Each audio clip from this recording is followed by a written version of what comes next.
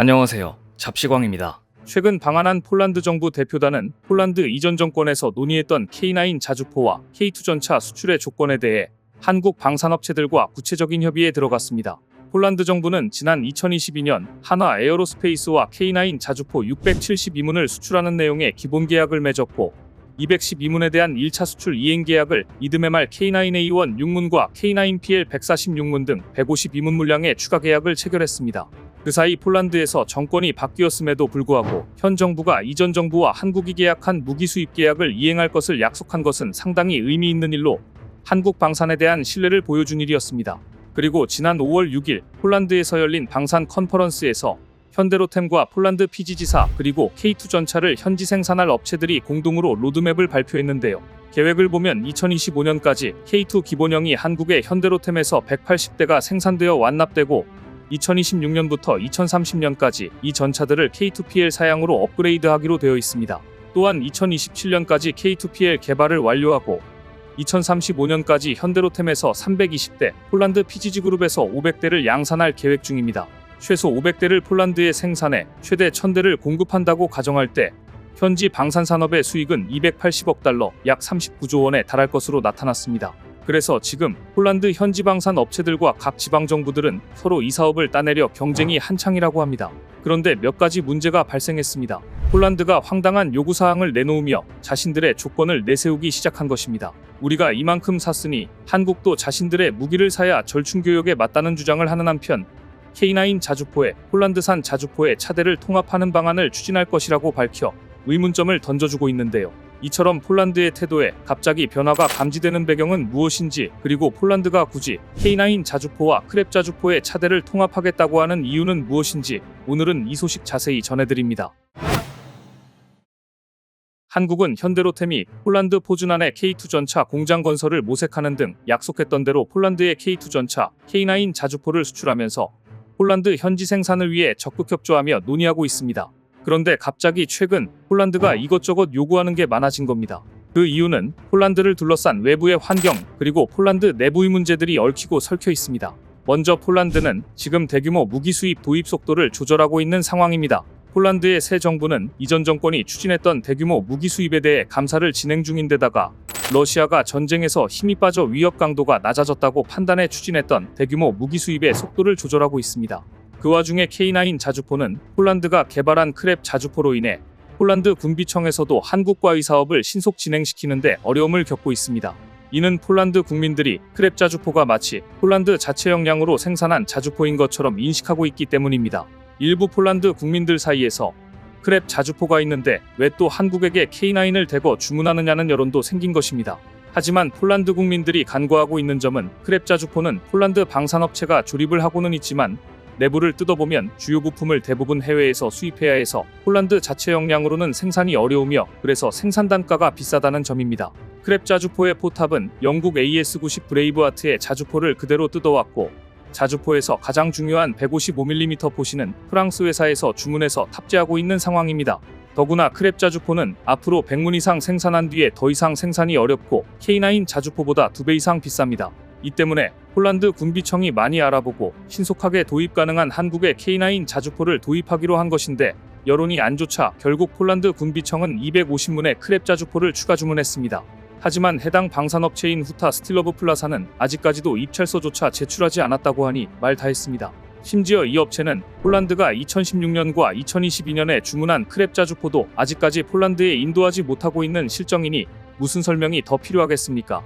반면 폴란드가 크랩 자주포의 차대는 한국에서 주문한 K9 자주포의 차대를 그대로 사용하고 있어 주문하면 바로바로 한국에서 공수해주고 있는 상황입니다. 지금 폴란드의 크랩 자주포는 한국에서 보내주는 K9 자주포의 차대를 활용해 양산되고 있는 실정입니다. 하지만 자주포가 차대만 있으면 뭐하겠습니까? 자주포 포탑도 있어야 하는데 영국은 현재 자국 자주포도 포기하는 마당에 폴란드를 위해 AS90의 포탑을 빨리 공수해줄 리도 없고 영국이 기술 이전도 안 해줄 것으로 보여 결국 폴란드의 크랩 자주포는 한국 K9이 없으면 신속한 양산이 불가능한 상황입니다. 그래서 폴란드 군비청은 한국과 K9PL 자주포를 공동 개발하면서 크랩 자주포의 차대를 신형 자주포에 결합해 평가할 것이라는 말이 나오고 있는 것인데요. 폴란드 군비청이 이런 꼼수를 부리는 이유는 비싸고 양산하기 힘든 크랩 자주포를 퇴역시키고 K9A2를 현지형으로 완성해 이를 국민들에게는 크랩2 자주포로 홍보하려는 계획으로 분석됩니다. 또한 유럽이 한국산 무기를 수입하는 것에 대해 제동을 거는 분위기인데다가 폴란드 현지 생산으로 폴란드의 일자리를 늘려야 하기 때문입니다. 여기까지는 그래도 여론과 실리 사이에 낀 폴란드 군비청의 어려움을 이해할 수 있습니다.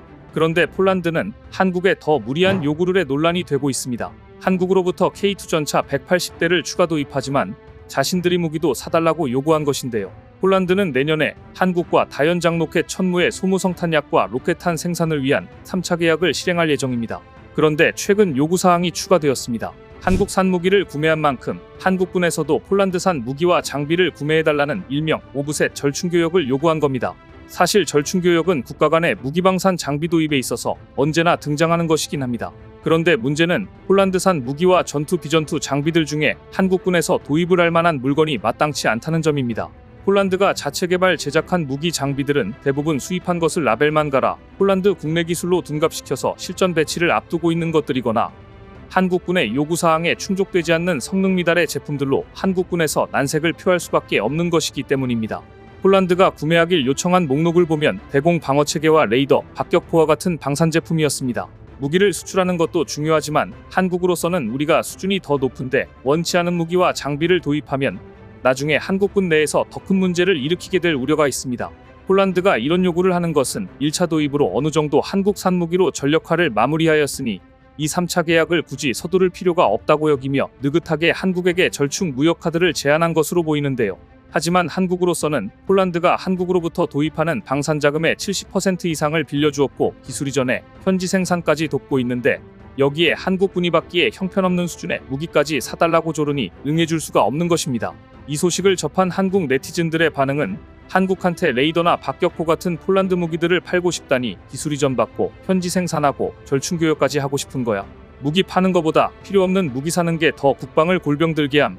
진심으로 한 말이라면 그냥 지금 계약된 것까지만 팔고 손 떼자. 폴란드, 러시아의 위협에 급하다더니 지금은 별로 안 급한가 본데 한국으로부터 차관해서 무기 사는데 적당히 요구해야지 황당한 절충교역까지 라는 반응들이었습니다. 그런데 폴란드는 한국으로부터 K9, K2를 막대한 차관 덕택에 도입하지 않으면 사실 다른 선택지가 없는 상황입니다. 유럽 내에서 유일하게 방위산 업체가 돌아간다는 독일에 기댈 수도 없는 상황이기 때문입니다. 독일은 전쟁 중인 우크라이나에게까지 뒤통수를 쳤다가 최근 들통이 나버리고 말았습니다. 독일 언론들이 독일이 한국산 무기 구매를 막기 위해서 우크라이나에게 보내주겠다고 약속한 무기들이 보내졌는지 우크라이나에 약속한 무기 공장 건설 계획은 진행 중인지를 취재했는데 어떤 것은 알맹이 없이 무산될 위기에 놓이는 등 모두 진행되지 않고 있었습니다. 대표적으로 독일은 탄약 공장을 우크라이나에 짓겠다고 약속했고 레오파르트 전차 창정비 센터, 장갑차 양산 공장 등을 우크라이나에 짓겠다고 했지만 모두 진척은 없이 제자리 걸음인 것으로 드러나 독일 방산회사들의 신뢰성에 의문이 표시되고 있고 심지어 독일 방산회사들이 주가 띄우기를 위해 우크라이나 투자를 발표했던 것인가라는 의혹마저 제기되고 있습니다. 이런 상황인데 독일에 기대할 수도 없고 폴란드가 신속히 무기를 확충할 수 있는 나라는 한국뿐이라 해도 과언이 아닙니다. 지금 폴란드 각 지방자치단체들은 물론 루마니아까지 K2 전차 추가 수출에 대한 기대가 커지고 있습니다. 그런데 여기에서 주목할 점은 폴란드 국영방산그룹 PGG가 K2PL 전차가 매우 복잡하고 높은 수준의 기술을 가진 장비인 만큼 국산화를 조급하게 진행하지 않을 것이라는 입장을 밝혔다는 점입니다. 그러면서 폴란드는 현재 도입 중인 K2PL의 창정비 능력을 먼저 확보한 뒤 차체와 포탑 주포, 전자장비와 유압식 서스펜션 등을 단계적으로 국산을 예정이라고 밝혔습니다. 그만큼 폴란드의 현재 역량이 바로 국산화를 할 수 있는 역량에 미치지 못하고 있다는 것인데요. 어찌되었든 한국 전차가 폴란드에서 생산되게 되면 이것은 일자리 창출 등 상당한 기여를 하게 됩니다. 그래서 현재 폴란드의 각 지방정부와 방산업체들은 탈냉전 이후 최대 규모가 될 이번 사업의 물량 확보를 위해 벌써부터 치열한 경쟁을 벌이고 있다는 후문인데요. 지난주 정치적 이유로 특정 회사와 공장이 이번 사업에서 배제됐다는 소문이 돌았고 폴란드 방산그룹 PGG그룹이 해명 자료를 내놓았을 정도입니다. 이런 분위기 속에서 한국으로부터 기술 이전도 받고 현지 생산도 하고 여기에 절충교역까지 바라다니 아무리 폴란드 국내 상황이 어렵다 해도 욕심이 과하다는 지적이 나오고 있습니다. 오늘 준비한 소식은 여기까지입니다. 댓글을 통한 여러분들의 많은 의견 기다리겠습니다. 시청해주셔서 감사합니다.